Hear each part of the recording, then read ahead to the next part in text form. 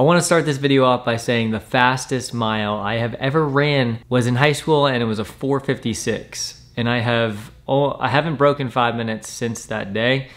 So anything sub 5 minutes is super impressive. But what's even more impressive is being able to chug beers while running a 4-minute and 30-second mile. Like, that is just, the breakdown of what a beer mile is, if you've never heard of it, is absolutely insane. I have run one beer mile and it took me 12 minutes. It was back when I was stationed in Japan, and they just did like an off-the-cuff one, and we tried it out, and it was super difficult, and I'll explain why. So what even is a beer mile? A beer mile is the same as running a regular mile, just while chugging beer. The logistics of how it works is you run 4 laps on a regulation track, which is 400 meters, and you do that 4 times. But there's a 9-meter transition zone where you have to carry a bottle opener and you crack a beer, and you have 9 meters to walk and chug that beer as fast as you can. Now, I don't know if there's a rule or regulation if the beer has to be cold or if it can be warm, or if that even helps whatsoever, if the temperature of the beer helps. But I do know when chugging cold beer, it is pretty painful. But the other thing that comes with chugging beer are the bubbles from the carbonation. That is probably the most painful part for me. When I did my beer mile in, this was a long time ago, probably 2015, I just specifically remember that when I was chugging, the first beer went down okay, but it was the second one where I really started to get that like bubble gut, that like pain bubble in my chest, because you're running and breathing, you don't really have time to like move that liquid around in your system. You just chug and go. And so the pain grows every time you run. And I stumbled upon this video a while ago, and I just wanted to talk about it, where this guy his name's Corey Bellamore.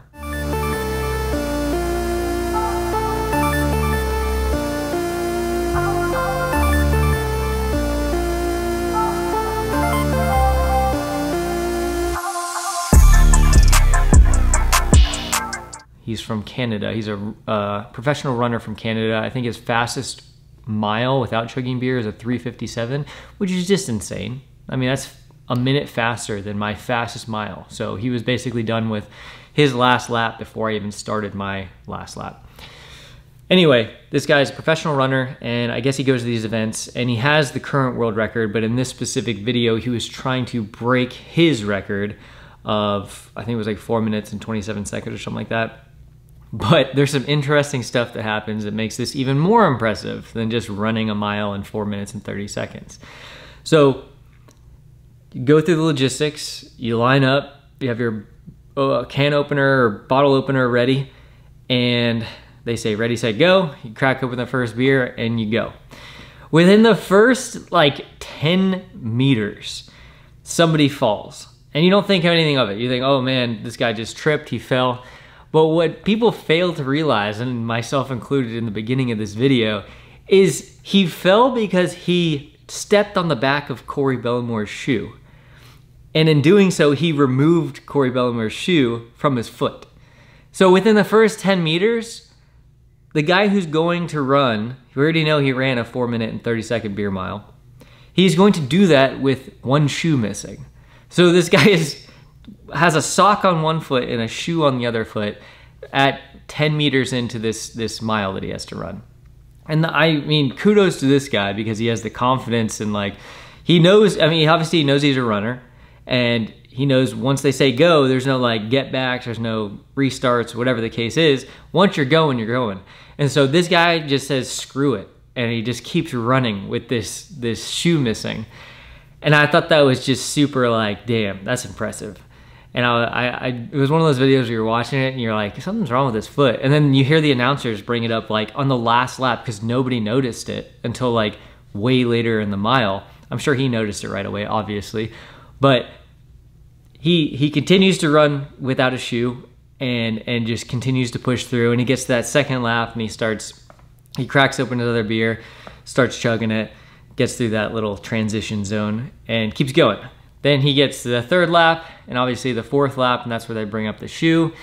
and he's gunning it. And I can't imagine the pain of running a sub, like a 4:30 mile just without chugging beer. But to be able to run this while having that air pocket of cold beer and carbonation, get out of here, fly, in your stomach while you're going is just a pain tolerance that I personally cannot relate to. I think, you know, we save the highest form of pain. Get out of here, bug. I live in Tennessee, and I'm getting used to it, but these horse flies, these like flies, they're everywhere. And so I've tried to learn to live with them, but they fly around sometimes when I'm making videos, and yeah, they're just annoying. Anyway, beer mile, this guy is gunning it, and I just wanted to relate to and share this video and give a little more exposure to it because of how impressive I thought it was. Corey Bellemare is obviously a professional runner already, but the beer mile just throws in a lot of extraneous factors that are just, you know, mental and physical toughness, as well as having a tolerance for beer.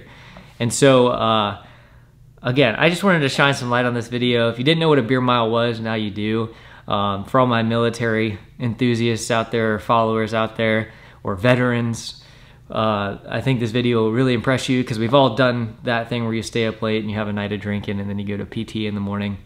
So you can kind of relate to how miserable this might have felt. I mean, you're not as blasted and hungover, which is super impressive. If you've been in the military, there's some guys who literally will go out till drinking until like 3 a.m. and then show up to formation. And I've witnessed it where Marines are standing there and one of them will just throw up in formation because they're still, you know, plastered. And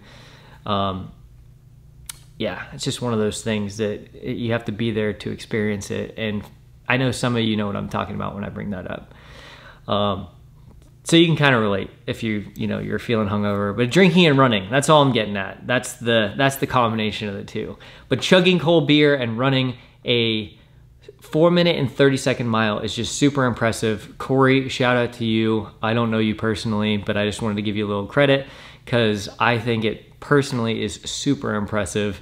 And it is definitely a feat of human strength. So good on you getting that done. And looking forward to watching your next one if you decide to run the next beer mile. So take care. That's all I got.